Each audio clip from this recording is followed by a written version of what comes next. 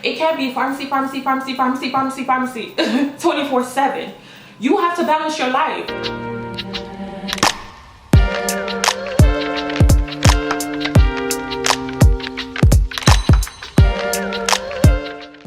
My first tip slash advice from the wise words of one of our, he was like the dean of students, whatever his role was at FAMU College of Pharmacy. Okay, so we basically had this thing called forum, and this professor would just basically speak to us about pharmacy, about tips on professionalism. He loves talking about study schedules. Different pharmacists would come and speak to us sometimes. A lot of his stories about going through pharmacy school. It was just kind of a way to hold us accountable, because we had to go to this forum I think it was every Thursday at the time. And it was a nice way for all of us, all of the pre-professional kids, all of the pre-professional students to like connect with one another.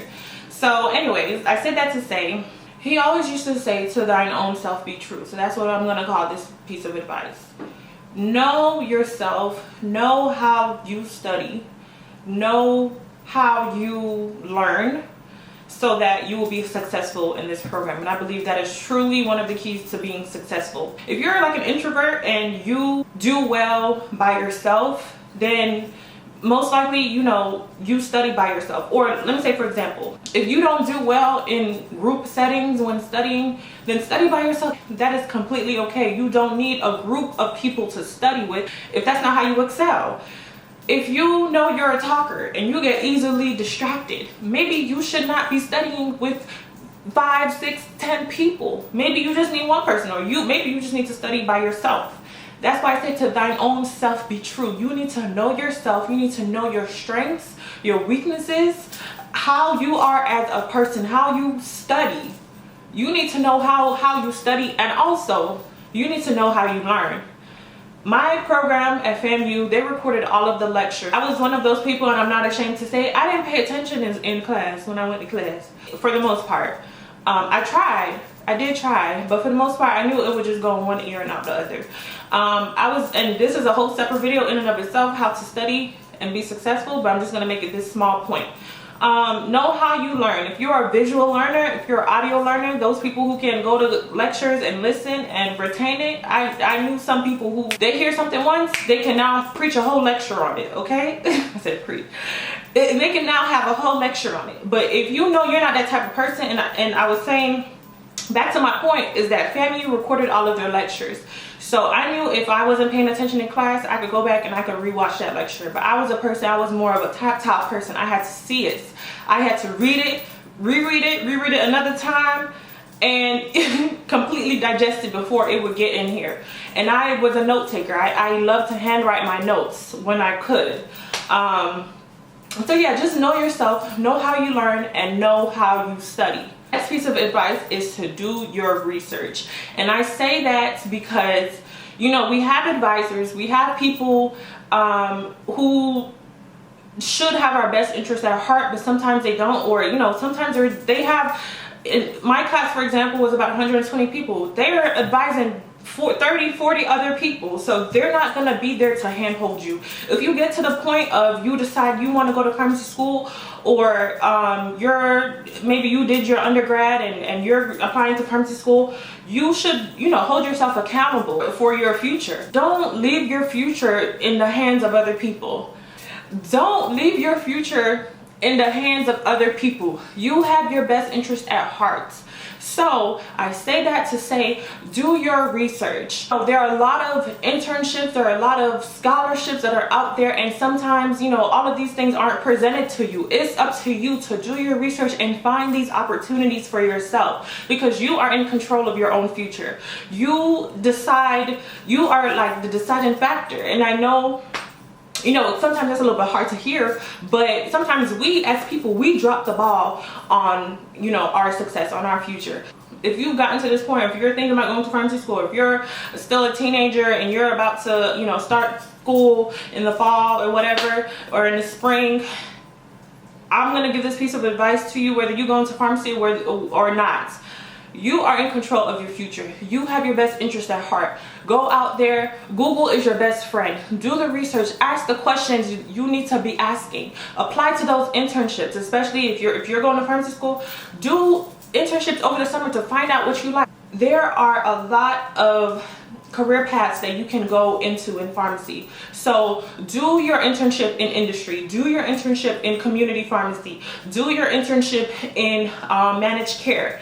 And yes, we have the last year for rotations, but you should also go out and seek your own opportunities. Don't wait until your last year of pharmacy school to do research or do an internship. Go out and seek those opportunities that you're interested in for yourself. And my last point, this is a whole nother video. My last point is that you need to have a balance of pharmacy school and your personal life, things that you do outside of pharmacy.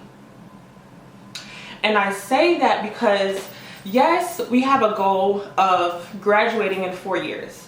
Yes, we have a goal of obtaining our doctorate degree. Yes, we have a goal in mind and we have a time span and everything is kind of calculated out, so there's not a lot of room for error. But at the same time, you need to have a balance of your personal life, of your regular life outside of pharmacy school. Do the things that you need to do in order to be successful in school. Put in those long hours to study. Go to those study sessions. Do those things that you need to do. Apply to those internships, apply to those scholarships to help you pay for school. Do those things that you need to do, but also have a balance of your personal life. It can't be pharmacy 24/7. You have to balance your life. There is enough time in the day to study for that exam that you have on Monday, but also to go watch that game. You know what I mean? Don't be so bogged down in being perfect. Don't be so bogged down in getting A's and all of that stuff that you forget about the rest of your life. And I'm saying that because I've seen it firsthand, where people get so wrapped up in just being perfect and trying to be the best, trying to be number one, and being completely, it's like they almost idolize. And this is not just pharmacy, this can apply to anything in life. They just idolize this goal that they have, that they lose track of who they are. Don't lose yourself in pharmacy. If you love to play basketball, reserve every Saturday to go, or every other Saturday to go and play ball. If you love to do hair, do hair on the side. If you love to travel, make sure you travel in pharmacy school. It's very possible. But I'm saying this to say that you have to have a balance of pharmacy and your life. Yes, we have to make sacrifices in pharmacy school because there's a goal that we have at the end of the day to get our doctorate in pharmacy. But we can't get there if we're not mentally there. If we're like mentally fogged from going so hard in pharmacy that it just completely fogs our brain, and now because we're going so hard in pharmacy, we are not even excelling to our best ability. So I'm saying that to say, take care of your mental health. Take those days of self-care. Take a break when you need to take a break. Honestly, y'all, it's okay. And I'm going to use myself for an example. Every single Friday, I think after my first year, my P2, P3 year, I did this. Fridays, I did not study. I'll say that again. Fridays, I did not study. I came home from class and I gave myself a mental break every single Friday. And that worked for me. And I pretty much studied every other day of the week. But Fridays, when it came to Fridays after class, I think I was not studying. And I did so many things in pharmacy school, and I'll use myself as a testimony for you guys. I was president of 2 organizations in pharmacy school. Not at the same time. I was president of one pharmacy related organization and another non-pharmacy related organization. I danced while in school. I traveled while in school. I did those things that I truly enjoyed because I knew that 1, pharmacy school was not my life, and 2, sometimes I just needed those mental breaks to just regroup, get myself back together, and get back to the books. I said that to say, do not let pharmacy be your life. When you have 21 disease states on an exam, it's like you don't have all of the time in the world, and you're doing the most that you can, and you're putting those hours into study, and sometimes you might not even be seeing the results. I'm not saying stop doing that, but also allow room to also just sit back and relax. That's all I'm saying. And I think on that note, I'm going to end. So thank you all for watching this video. I hope it's brief. I couldn't touch on everything that I wanted to touch. If you have any questions, please feel free to comment down below. Feel free to email me. Follow me on Instagram. Send me a DM. My Instagram is also IamMonique. Everything will be listed down below. But I hope you enjoyed this video. I hope this was of use to you, and I hope you found some value in this content that I created just for you guys. So thank you so much. God bless, and I'll see you in my next one.